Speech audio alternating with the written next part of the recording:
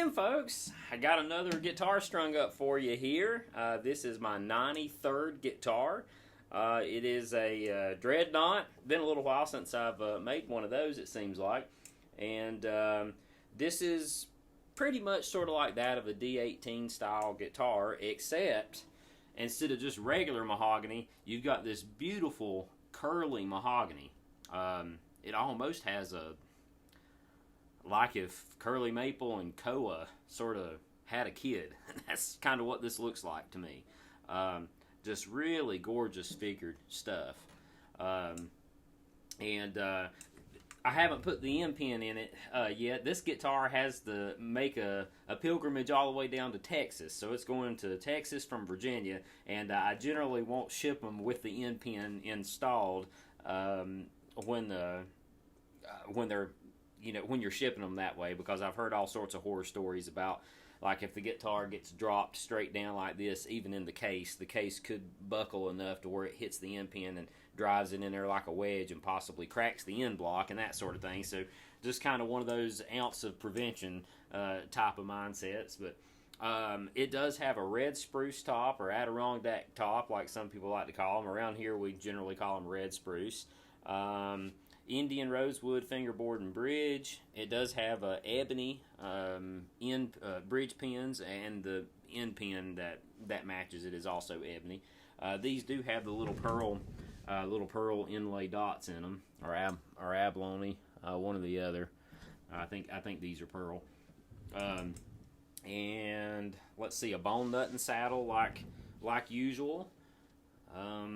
Tortoise binding, Grover tuners on the back of the headstock, and just all in all, I mean, I'm really pleased with how it sounds. You know, it's a good old mahogany Dreadnought. You know, you can't go wrong with that.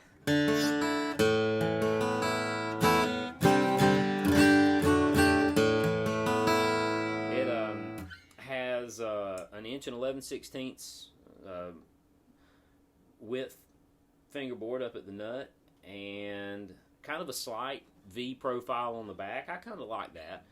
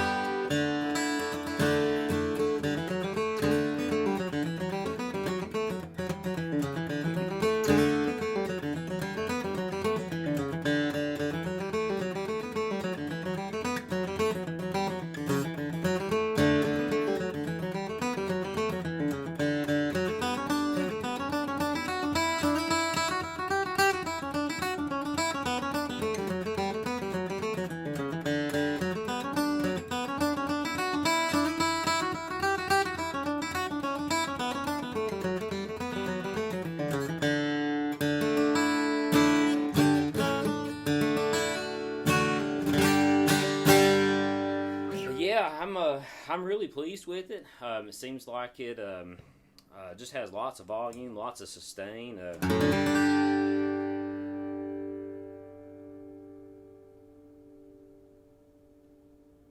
Just really rings on out very nicely.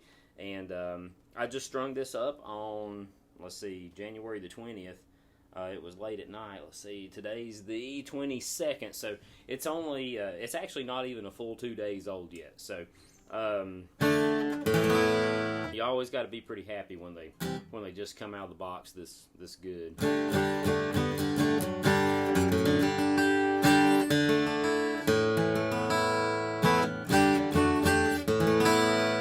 But yeah, I think that about wraps it up. I can't think of anything else to point out on it. Yeah. Oh, one funny story. This is the first guitar that that I've had to put my hot stamp right through the sound hole. As you can see there, I guess I can turn it this way and it will maybe show up a little bit better. But I forgot. I generally put that behind the second back brace, sort of like traditionally where Martin would put them, that sort of thing. Well, I glued the top on the box and forgot to do that. And once the top's on it, there ain't no getting to that little section back there, at least not with the branding iron. So I contacted the customer and told him, I was going to have to. I gave him the option. He could either have it or leave it off because I'd still have my label in there. And he said, no, go ahead and put it right through the sound hole. So that's what I did. And the more I've looked at it there, kind of the more I've grown to like it there. I almost kind of prefer it there. So I know some builders do put it right there, right through the sound hole, and for whatever reason, Martin always put it back there. Yeah, who knows? I might just start changing my ways a little bit there because I've kind of grown to liking it. And it's sort of like when you're looking right through the sound hole, sort of like the view you guys have right now, it does seem like it just kind of adds a little pizzazz there or something. I don't know.